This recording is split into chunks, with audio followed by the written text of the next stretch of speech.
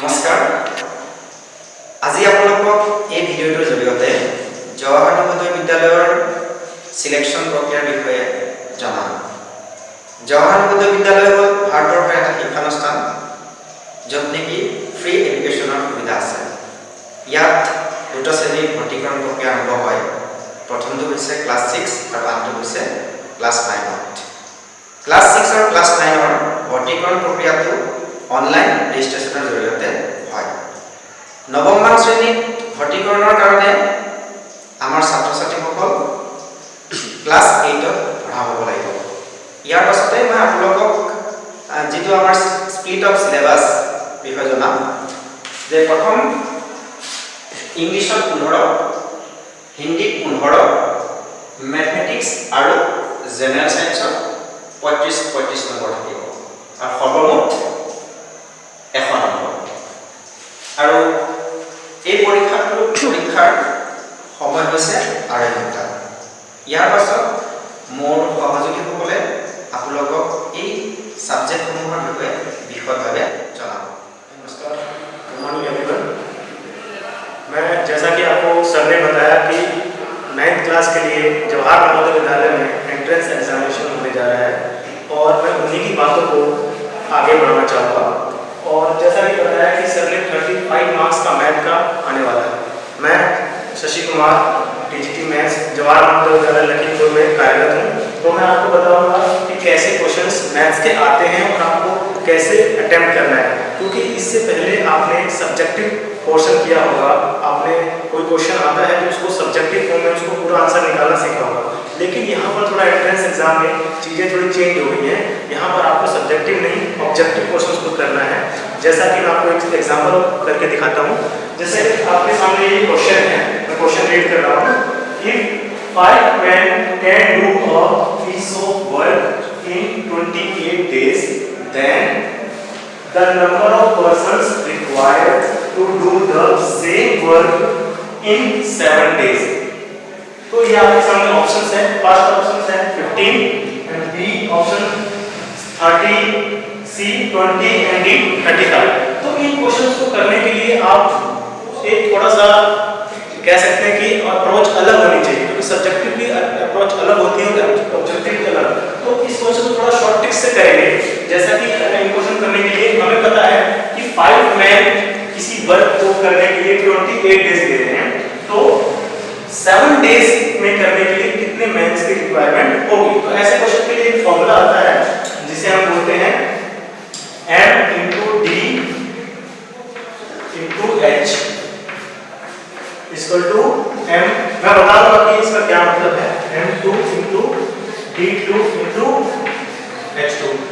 ये पहले काम की बात करें जा रही है। यहाँ पर मैन यानी जो पहले काम को करने के लिए जितने मैन की रिक्वायरमेंट थी उसकी बात करी जा रही है, और कितने दिन में हुआ वो डी और कितने आवर लगे। इसमें आवर्स की बात नहीं करी गई है, तो मैं ये वाला ऑप्शन यहाँ से मिटा दूंगा, ये वाला ऑप्शन, क्योंकि यहाँ पर कितने आवर में कंप्लीट किया गया उसकी बात नहीं करी गई है। तो यहाँ मल्टीप्लाई में से हटा दूंगा और सेम यहाँ कर दूंगा। तो अब हम देखेंगे फर्स्ट क्वेश्चन में 5 मैन, तो इस m की जगह कितना पर्सन यूज करे गए हैं 5, मैं 5 यूज करूंगा इनटू में ये 5 मैन कितने दिन में करते हैं उस काम को 28 डेज में। 28 डेज में यहां लिखूंगा इज इक्वल टू, अब हमें मैन से रिक्वायरमेंट है उसी काम को कितने दिन में 7 डेज में कितने आदमी करेंगे। तो मैं मैन की जगह यहां लिखूंगा x, हमें पता नहीं है इसकी वैल्यू हमें फाइंड करनी है, और जो d है वो कितना रहेगा 7 इनटू में 7। तो हम क्या करेंगे यहाँ पर इस x की वैल्यू फाइंड करेंगे। देखो तो हम इसको सॉल्व करेंगे, तो जैसा कि आपको पता है x की वैल्यू हमें निकालना है, तो x = ये 7 यहाँ इसके नीचे आ जाएगा इस पोर्शन के बाद। तो यहाँ पर क्या है 5 × 28 अपॉन में ये 7 यहाँ पे डिवाइड हो गया। तो यहाँ पर अब हम इसे इजीली कट कर सकते हैं। 7 × 4 = 28। अब हमारा x की वैल्यू क्या आती है 5 × 4 = 20 और हमारा ये राइट आंसर। तो हम इसे ऑप्शन में चेक करेंगे, ऑप्शन में चेक करेंगे तो हमारा सी इज द राइट आंसर। तो इसी तरीके से हमें बच्चों ऑब्जेक्टिव क्वेश्चंस को टैकल करना है। जैसे क्वेश्चंस आते हैं आपको थोड़ा सा डिफरेंट सोचना पड़ेगा, क्योंकि ये एंट्रेंस एग्जामिनेशन के लिए आपकी जो माइंडसेट होना चाहिए थोड़ा डिफरेंट होना चाहिए, सब्जेक्टिव से अलग होना चाहिए। तो ये आपके सामने एक एग्जांपल था। ऐसे और भी क्वेश्चन आएंगे तो आपको ऑप्शन वाइज देखना है, कुछ क्वेश्चंस ऑप्शन से ही हो जाएंगे, आपको इतना सॉल्व करने की जरूरत नहीं पड़ेगी, कुछ क्वेश्चंस को आपको सॉल्व करके देखना पड़ेगा। तो ये था एक एग्जांपल, और बाकी आपके जो अलग डिफरेंट सब्जेक्ट्स टीचर है वो आपको समझेंगे। ये था मैं। Good morning everyone. Myself Nawaz Tripura. As we have already discussed about the class 9 admission process, so my part is basically from the English syllabus. So as we already know about the composition of the test, so for the English part, prepare from grammar, then portion like preposition, adjectives, verbs, tense forms, reported speech, synonyms, antonyms, and one unseen passage. So from the same syllabus, I have picked up only one example of synonyms and antonyms. So one question from the synonym part will be like synonym of adjourn. So basically the word synonym means the similar words related to a particular word. And for this question, that word is given as adjourn. So from this word, 4 different options will be given, and among these 4 different options, you need to choose only one. And that means out of these 4 options, only one word is correct, and you need to pick that one. So adjourn, for this word adjourn, the similar word from the 4 different options is postpone. So that means the postpone is the correct answer, right? Like that, another example of antonyms. Antonyms, here it is synonym and it is antonyms. The meaning of synonym is the meaning of the synonym is similar words, and the meaning of antonym is dissimilar words or opposite word. Like for the same example, the word is given as transparent, and likewise 4 different options are here, but one is only correct one, and for this transparent word, the correct one is opaque, and the other word is postpone, which is synonym. So like this way, you need to prepare for the English part. Thank you. जैसा कि हमने maths की भी बात करी, अब हम बात करते हैं साइंस के लिए। जैसा कि सर ने थोड़ी देर पहले आपको बताया कि नंबर ऑफ क्वेश्चंस कितने हैं, it includes 100 questions, and individually आप बात करें तो साइंस के लिए 35 क्वेश्चंस आएंगे, मैथ्स के लिए भी 35 क्वेश्चंस हैं, और इंग्लिश के लिए 15 और हिंदी के लिए भी 15। तो मैं यहाँ बेसिकली साइंस की बात करता हूँ क्योंकि मैं ऑलरेडी मैथ्स की डिस्कस कर चुका हूँ। तो साइंस के लिए भी ऑलमोस्ट उतने ही क्वेश्चन है जितने मैथ्स के लिए। तो साइंस में क्वेश्चन कैसे आएंगे बच्चों, जैसे कि मान के चलो आपके सामने मैं एक एग्जांपल देता हूँ कि कैसे क्वेश्चंस जनरली पूछे जाते हैं एंट्रेंस एग्जामिनेशन में, ताकि आप उनको समझ पाओ करते हैं। तो जो पहला क्वेश्चन है, विच amongst the following is not a fossil fuel. ये आपके सामने ऑप्शंस हैं। पहला ऑप्शन है कोक, दूसरा ऑप्शन है petrol, and third option is would, and fourth option is diesel. तो ये 4 ऑप्शंस हैं। आपको पता है मल्टीपल चॉइस क्वेश्चन होते हैं और आपको किसी एक राइट आंसर पे सर्कल करना होता है मार्क्स शीट के ऊपर। तो वो चीजें हैं, आप कैसे करोगे उन क्वेश्चंस को। तो सबसे पहले तो आपको पता होना चाहिए फॉसिल फ्यूल होता क्या है। तो फॉसिल फ्यूल के लिए आपको पता होना चाहिए कि जो रिमेन डेड एनिमल्स होते हैं या प्लांट्स होते हैं, कई वर्षों तक जमीन में दब जाते हैं अंडर हाई प्रेशर, इनका बहुत दिनों बाद जो है निर्माण होता है। फॉसिल फ्यूल की बात करें तो ये 1 या 2 दिन में नहीं बनते हैं। फॉसिल फ्यूल्स को बनने के लिए millions of years, thousands years, 100 years, मतलब बहुत समय लगते हैं बनने के लिए, ये 1-2 दिन में। इसीलिए हम इस फॉसिल फ्यूल का हमें अच्छे से यूज करना चाहिए। फॉसिल फ्यूल्स के अंदर कौन कौन से आते हैं, जैसे कि हमें पता है कि डीजल, पेट्रोल, ये सारे फॉसिल फ्यूल्स ही होते हैं, जैसे कि आपके सामने ये है। तो पहला ऑप्शन है कोक। कोक भी क्या है, फॉसिल फ्यूल ही है, ये भी मिलियंस ऑफ ईयर लगते हैं इसको बनने के लिए। पेट्रोल, ये भी फॉसिल फ्यूल्स है। थर्ड ऑप्शन है वुड, ये फॉसिल फ्यूल्स नहीं है। थर्ड और फोर्थ ऑप्शन है डीजल, ये फॉसिल फ्यूल है।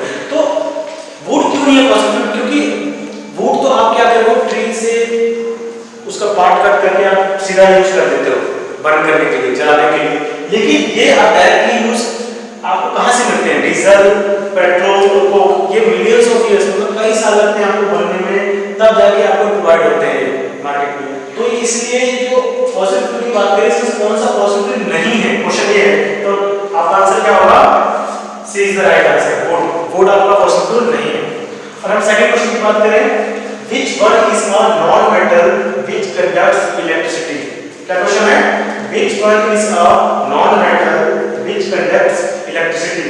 देखो इसके लिए आपको पता होना चाहिए कि मेटल क्या होता है, नॉन मेटल क्या होते हैं।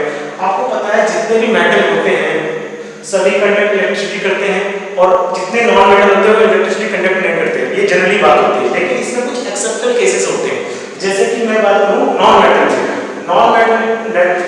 जनरली इलेक्ट्रिसिटी कंडक्ट नहीं करते, लेकिन इसका एक ऑप्शनल जिसे बोलते हैं कि एक इसमें ऑप्शन है जो आप जैसे आप देखेंगे कॉपर, ब्रोमीन, ग्रेफाइट, मरकरी। तो अब ब्रोमीन क्या है? एक नॉन मेटल है, लेकिन ये लिक्विड फॉर्म में होता है। ये नॉन मेटल होता है, लेकिन ये इलेक्ट्रिसिटी कंडक्ट नहीं करता। कॉपर भी नॉन मेटल, कॉपर मेटल होता है, और ग्रेफाइट नॉन मेटल होता है। मरकरी भी इलेक्ट्रिसिटी कंडक्ट नहीं करता। तो इसका आंसर होगा ग्रेफाइट। ग्रेफाइट क्या है? नॉन मेटल है। और ग्रेफाइट जैसे आपने देखा होगा पेंसिल की जो नोक होती है वो क्या होती है? ग्रेफाइट की बनी होती है, तो वो ग्रेफाइट होता है। लेकिन ये एक्सेप्शनल केस है किसके अंदर? नॉन मेटल के अंदर, कि जो इलेक्ट्रिसिटी कंडक्ट करता है। बेसिकली जनरली बात करूं तो non metal doesn't conduct electricity, but ये एक्सेप्शनल केस है कि ग्रेफाइट नॉन मेटल होने के बावजूद भी इलेक्ट्रिसिटी कंडक्ट करता है। And third question is which of the following is a non polluting fuels for vehicles? तो हम देखेंगे कि इनमें से कौन सा नॉन पॉल्यूटिंग फ्यूल्स है व्हीकल्स के लिए। अब पॉल्यूशन तो देखो सारे जितने फ्यूल्स होते हैं लगभग सारे पॉल्यूशन प्रोवाइड करते हैं। मतलब आपको पॉल्यूशन जब आप यूज करोगे व्हीकल में, कैसे जलाओगे, उसे बर्न करोगे। जैसे कि फ्यूल्स की क्या होता है? एनर्जी के लिए होता है। हम उसे बर्न करेंगे तो हमें एनर्जी मिलेगी। तो वो एनर्जी लेने के लिए कुछ ना कुछ वो वेस्ट, मतलब वेस्ट आपको प्रोड्यूस करेंगे ही इन्वायरमेंट में। तो हम देखेंगे पेट्रोल भी बर्न करने पर आपको पोल्यूशन क्रिएट करेगा, डीजल भी, और कैरोसिन भी, और इवन सीएनजी भी होता है। लेकिन हम सिर्फ कन्वीनियंट की बात करें तो सीएनजी की फुल फॉर्म क्या होती है? Compressed natural gas. तो इसका राइट आंसर होगा सीएनजी। इसका राइट आंसर सीएनजी होगा। क्यों? क्योंकि ये सारे मेजर पॉल्यूटेंट्स होते हैं। ये सब बर्न करने पर मेजर पॉल्यूशन फैलता है एनवायरनमेंट में, और सीएनजी का लेस होता है। इसलिए आजकल गाड़ियों में सीएनजी का इस्तेमाल करते हैं ज्यादा। तो ये था कुछ इस टाइप के क्वेश्चंस आपको यूनिवर्सिटी के अंदर पूछे जाएंगे एंट्रेंस एग्जामिनेशन में। तो मैं इन सब चीजों को आपको बताना चाहता हूँ, और इन्हीं सब चीजों के साथ मैं इस वीडियो को खत्म करना चाहता हूँ। तो थैंक यू। आप सभी को शुभ ध्यान।